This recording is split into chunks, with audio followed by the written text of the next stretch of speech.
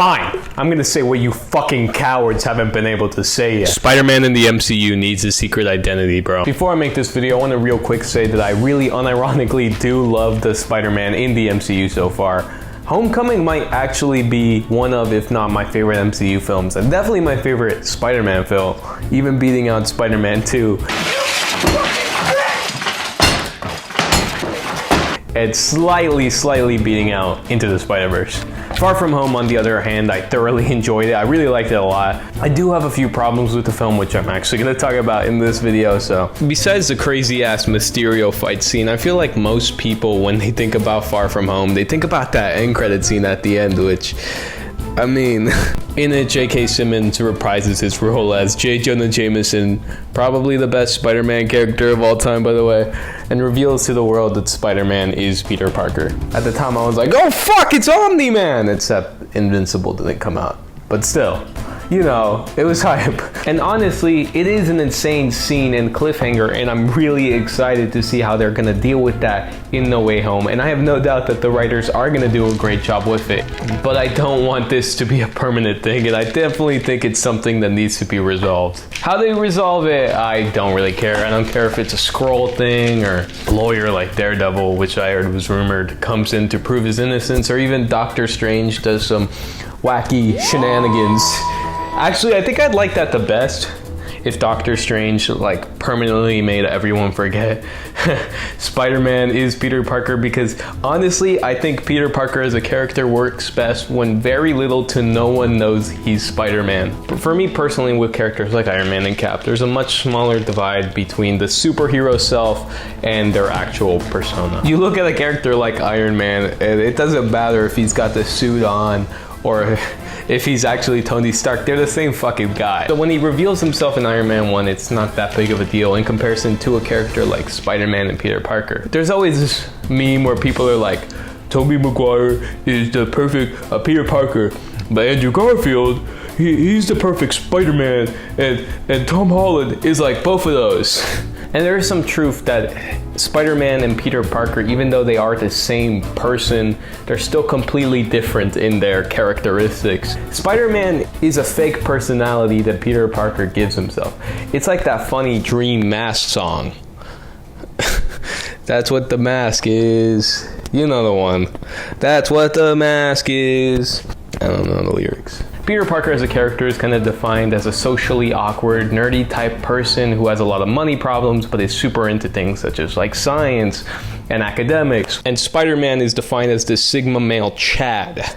There's some overlap between these two personalities. I mean, obviously they're the same fucking person. That's kind of why I like Homecoming so much. There's a scene in the movie where he's at a bank and he tries to act super confident and he doesn't know exactly how to do it. And you know he's thinking of the right quip to say. I really like that because it shows that Peter Parker and Spider-Man aren't the same. Spider-Man's more of an act that Peter does. In other words, Peter Parker's a nerdy science guy, but Spider-Man fucks. And he fucks hard. This divide between Spider-Man and Peter Parker allows for a lot of things, and I think that one of the biggest things it allows the writers to do is make Peter Parker as a character feel a lot more grounded. Everyone Peter comes in contact with, his aunt, his friends, his bullies, his teachers, all treat him like they would another person, unlike the Sigma male Chad he actually is.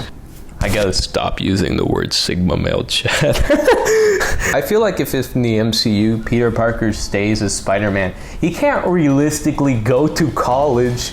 Bro, everyone would be like, isn't that guy Spider-Man? Also, because Peter Parker as a person is always a character who feels he has this huge responsibility to act, he's not even gonna want to go to college anymore, bro. Like, every fucking villain terrorist dude is just gonna walk into his high school or college. He's not gonna want to go to college. So you already know as a character, Peter Parker's always gonna want his secret identity to be hidden because his family and friends and everyone he knows is in danger.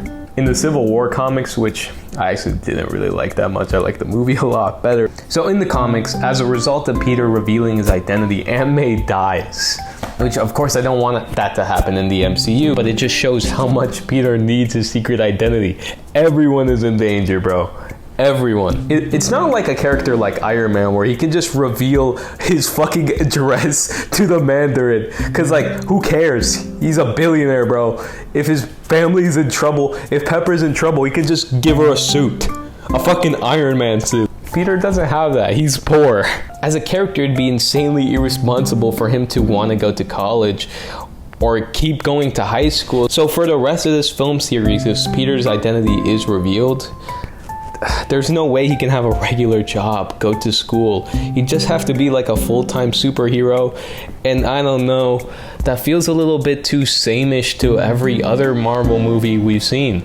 It would remove a lot of relatability and groundedness that all these Spider-Man movies have. Another huge thing I love about Spider-Man in this secret identity is that it allows for a really interesting dynamic between Peter and his supporting cast. Every character thinks Peter Parker is one of the most flaky motherfuckers imaginable, and I think that leads to a lot of interesting character drama. I think a show like Invincible, which I mentioned earlier, did this really well until it didn't. Basically, oftentimes his relationships are strained because Peter chooses to be Spider-Man. It gives a lot more consequence to his choice of being Spider-Man. We saw this a bit in Homecoming where Peter has to choose between Liz and stopping the Vulture, and obviously he goes to stop the Vulture. And he can't really explain to Liz why he fucking ditched her at the start of prom. And also, I think one of the dynamics I really love is the dynamic between Peter and Aunt May. I thought this was done exceptionally well in Homecoming. In Homecoming, like any normal mother would be, Aunt May is constantly concerned and stressed about what Peter's doing. There's a really fantastic scene in Homecoming after Tony takes away the suit from Spider-Man where Aunt May is furious at Peter for cutting school. Again, it's that sort of groundedness and relatability. She feels like a normal, realistic person. Until she doesn't. Far From Home. Yeah, this is one of my biggest problems with the Far From Home movie is how Aunt May basically goes from being Peter's fucking mother to his fucking marketing manager at this point. Bro, the Homecoming Aunt May would never fucking put Spider-Man's costume in his briefcase. What the hell? That's so dumb. Again, I do love Far From Home. I need to reiterate, I love that movie. I just really disliked how they treated Aunt May in this film, bro. To me, what the Aunt May example shows is that when you remove the secret identity aspect to Peter's story, a lot of the tension and character moments kind of get removed. There's nothing really added with Aunt May knowing, it's just things are taken away. I'd probably say that I'm completely fine with, and I actually prefer if characters like MJ and Ned knows Peter's identity. I just think the more characters that do know, the less interesting the story becomes overall. You could say now that Aunt May knows her nephew is Spider-Man, that now she's able to impart some helpful advice and inspire him, but like, Aunt May and all the other adaptations of this character, including in Homecoming, has already done that. Bro, the everybody needs a hero speech in Spider-Man 2 is fucking peak Aunt May. And she didn't know shit about Peter Parker's identity. Plus, Happy in Spider-Man already kinda has that role in Far From Home, so I don't really know why it was necessary for her to know his identity in the first place, besides being a cool plot twist reveal in the first movie. I'm not saying they can't do anything interesting with that revelation in the future, or with any of the other supporting characters knowing. I'm just wondering if it would be better than what we've had before. Now, it's not all doom and gloom. I think that the world knowing Peter's identity could be really interesting. I feel like this could allow for more consequences and allow Peter to grow as a character. I think something like seeing the Vulture enter Peter's high school and threatening all of his classmates because Peter is there would be really thrilling and really interesting to watch. I meant to say the Vulture. Fuck, no, I meant to say the Scorpion.